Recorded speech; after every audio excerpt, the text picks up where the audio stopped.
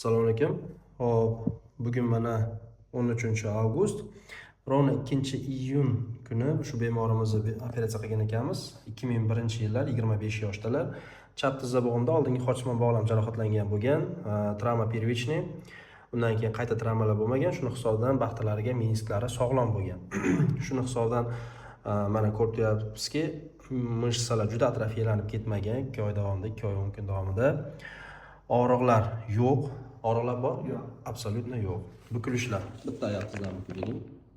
Polностью mana 2 oy 10 kunga.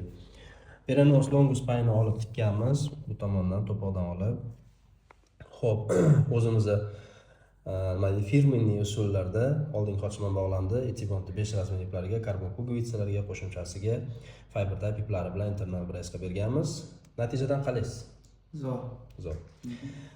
Oldingi qochma bog'lam jarohatlanganda shuning uchun cho'zmasdan, yana qayta travma olib yurishdan saqlanish kerak, chunki unda menisklar ham jarohatlanishi mumkin, bokovoy svязкалар jarohatlanishi mumkin, muammo chuqurlashishi mumkin. Qancha oldin qilinsa, shuncha mana shunaqangi yaxshi, to'laqonli natijalarga erishish mumkin.